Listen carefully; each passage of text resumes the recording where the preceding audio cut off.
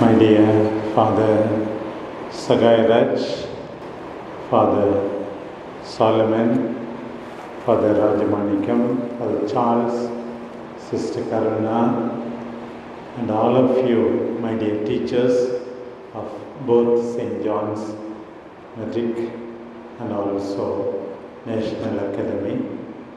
I am very happy to be here in this campus the third time. I did not visit the diocese, but still in this campus I am here already the third time. You are privileged or I am privileged, I do not know. It's a Teacher's Day. Tomorrow being a Sunday, we are celebrating it in anticipation today. I recall my own teachers with gratitude. As it was already mentioned, if parents gave us life, teachers give us life in its fullness. We need to remember all the people who have helped us with gratitude, all the more so the teachers. All the three students spoke to you about the history of the Teachers' Day. Already 60 years now, we are celebrating it, and we can celebrate it for a millennium. Without the teachers, we are nowhere. Even you who are in the teaching profession will recall your own teachers and glorify them, thank them, praise them for what they have done in your life. First and foremost, I want to acknowledge and appreciate each of the teachers in this great campus, for the matriculation school and also the CBSE school. Your service means quite a lot, not only to the students and the parents, but to us, to the whole Diocese of Salem. You are rendering a great service. Thank you so much. First of all, I ask all of us, all the students and others, to give me a good clap to the teachers.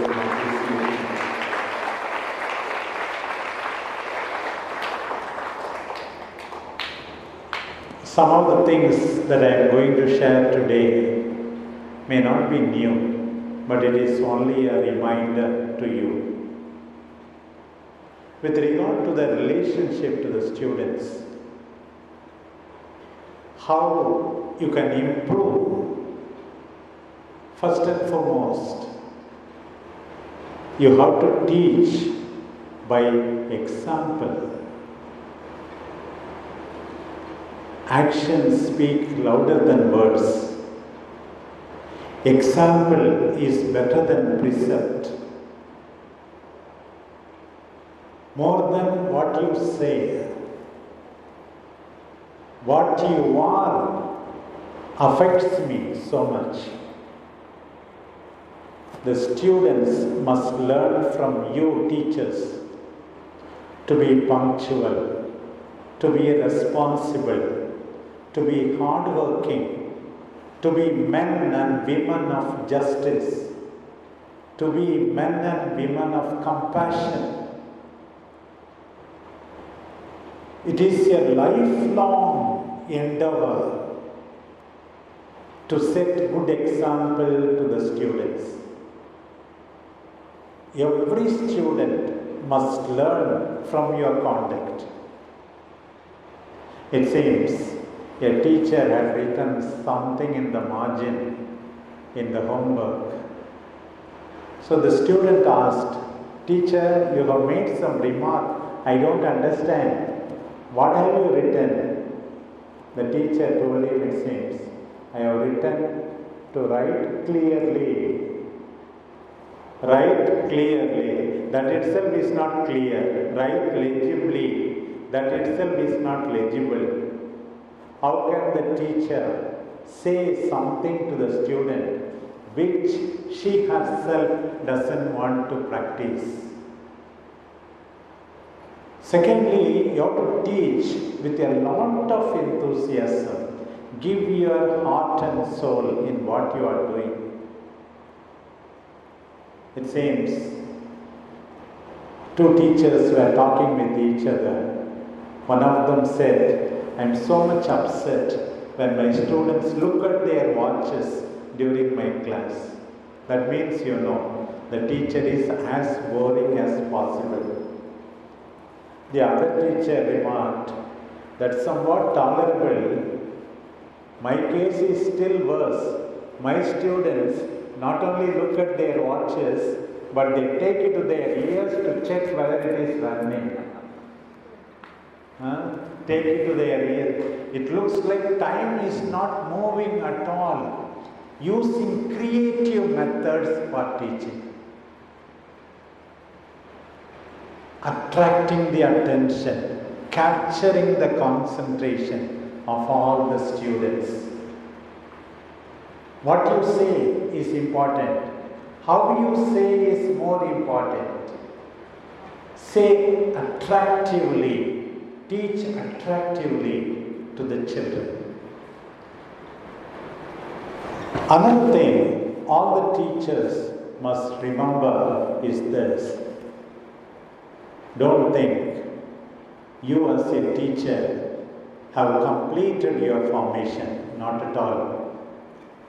The formation begins in the womb and ends in the tomb. That's all. The formation begins in the womb and ends in the tomb. You have to go on learning. That's why I go about telling all the people, if you want to be attractive, as I said the other day, learn something new every day and do some good every day. This is important. If teachers are not updating, what good is their profession?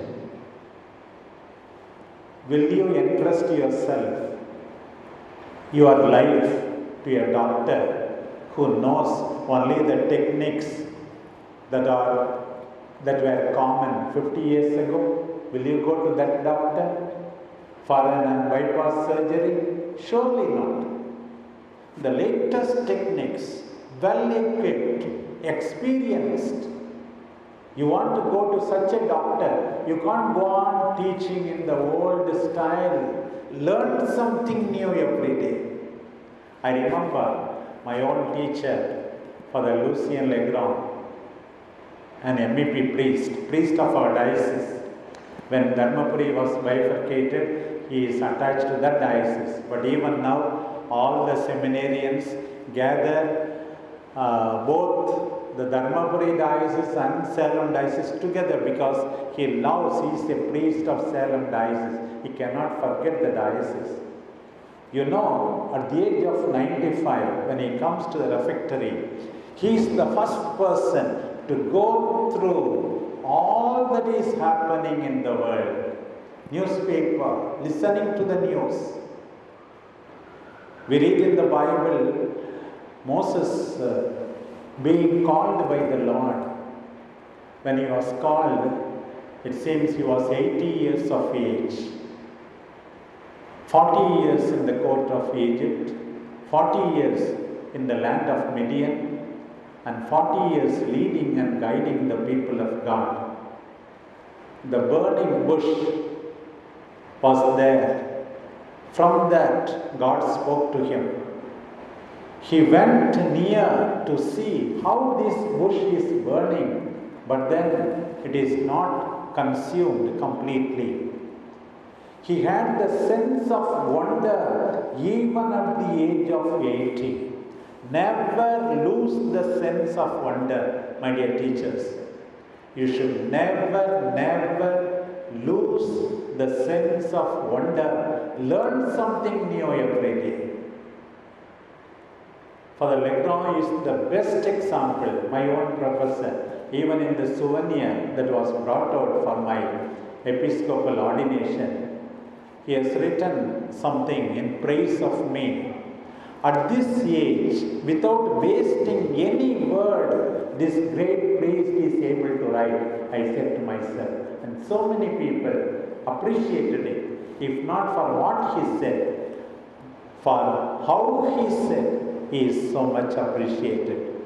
Learn something new every day. Today, as you know, if you don't know to send an email, you are called an uneducated person. Some of them say, I don't know, this is for modern children, this and that. Minimum. Computer literacy, minimum you should have. Mobile literacy, minimum you should know. Don't say I never use it. God created everything for us that we may communicate knowledge, wisdom and virtue to the people. You have to do it. Learn something new every day. You should be at least 3 times, 4 times more knowledgeable than your students. You can do it. I have seen my own students who were in the seminary. They were not extraordinarily brilliant, but now by sheer hard work, they are accomplishing so many things. They have grown in knowledge and virtue. My dear teachers, learn every day. And then one of the things about teaching is that it is not always one-way communication. Teaching must be dialogue. Children begin their life asking questions. Sometimes in some schools, they say,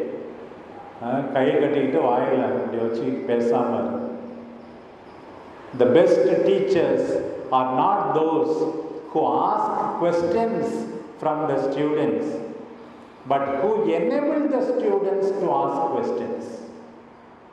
As many questions as possible. Make them think. Make them ask questions. Be patient in answering them. I used to tell my own students, good number of them here are also my students. So Sagaira studied in another seminary. The other 3 are students, my students. I will give you a dinner if you are successful in 2 challenges. The first one is defeat me in table tennis. I will give you a dinner. The second one is make me angry in the class. I will be firm, but I will never get angry in the class, I told them. If you make me angry in the class, I will give you a dinner. If you defeat me even now in table tennis, I will give you a dinner to all the priests. All the priests, I told them. So that's it. Being patient, encouraging the students to ask questions. Another thing, many teachers are very stingy, not only in spending money, but also in praising their students. I used to repeat again and again, Parattu, ella idayangalum virumbum thalattu. Do you appreciate the students for their insignificant achievements and contributions? That's very important. You know, as children in LKG, UKG and all, they will go and show the mother, see, my teacher, mummy, my teacher has put good, my teacher has put very good, I have got so many excellent. Why can't you be generous in appreciating your students? That will be there for their lifetime. They grow, they rejoice, they learn new things because of your appreciation. I speak of often emotional bank account. Emotional bank account. What is this emotional bank account? We know about normal bank account in Indian Bank, State Bank, South Indian Bank. These kind of banks may have account. All the teachers must have emotional bank account in the heart of the students. How do you create the emotional bank account? The emotional bank account is created in the heart of the students by consistent loving and respectful behavior. The trust and confidence you create in the other person by consistent loving and respectful behavior is the emotional bank account. When you scold, when you correct, you withdraw. When you appreciate, when you deal with them respectfully, lovingly, when they are not well, when they are not able to understand, then you deposit in the heart of the students. You have to make it a point. I will have emotional bank account in the heart of my students. That's very important. Only when you appreciate 10 times, you have the right to correct once. Sometimes don't do this, don't do this, don't do this. This is what many teachers go on saying. Be a good teacher in this way. Appreciate them. The students will never forget you for the confidence you give them. The other day when I went to Tiruchengood, I spoke to them. I narrated all the dialogues which I spoke as a 7th standard student in Tamil. Now I don't do it, but then all the dialogues of all the kings, where I acted as a hero when I was small, all I recall my own teachers with gratitude. And St. Paul says, writing to the Thessalonians and the Philippians, he says, my dear children, my dear people, you know, when the Lord Jesus is going to come in glory and majesty, what is my joy? What is my crown? What is my glory?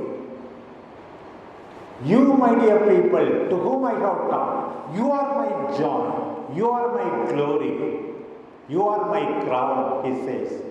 ஆண்டவர் இயேசு மாட்சி உரிமையோடு வரும்போது எனக்கு பெருமைக்குரிய வெற்றி வாகையோ மகிழ்ச்சியோ மணிமகுடமோ உங்களை தவிர வேறுண்டோ அப்படின்னு சொன்னார். Same thing you can say, my students have come up to this level. How Melvin also spoke about it, how Shankar Dayal Sharma was honored by a great king because he happened to be his student. Same thing, you will be honored by your students when they live. And above all, remember, every teacher is not imparting information. Every teacher is a formator. I told you last time, what is real purpose of education? The heart of education is the education of the heart. Teach them by your life and example, even by your input, to be responsible citizens, to be compassionate children, to be grateful children, especially to their parents. You have to strive hard. It is a lifetime job being a teacher. Then your relationship with the other teachers. St. John's Academy, St. John's Metric School should have teachers who relate with one another. Don't consider other person as your enemy. Minimum, you should greet your colleagues. You should smile. Otherwise, they will have an impression you are not happy in their presence. We are all teachers, not to compete with each other, but to complete each other. To complete each other. One teacher may be expert in one area, in singing or dancing or in sports. We are all there to complete each other and to work for this great school and bring about children who are really exemplary citizens according to the heart of our great Master. So that's how you have to relate with your student, cooperate with them. Same thing with regard to the cooperation with the management also. We know the special situations we are in. We are not able to give sufficient salary and all. But then in the best way possible, you have to cooperate by really contributing your part in every way. Cooperation, even in the family level. Today, remember, my dear teachers, when you cooperate with other responsible persons, like the management or in the family, God will have mercy and bless you abundantly. Remember that by yourself you cannot accomplish much. You need other human beings. Above all, you need the grace of God. You need the grace of God. May you be enlightened. May you be filled with the grace of the Spirit, with a new vision, enormous enthusiasm on this special day, and continue your service, your mission, your noble profession with joy. God bless you. Thank you.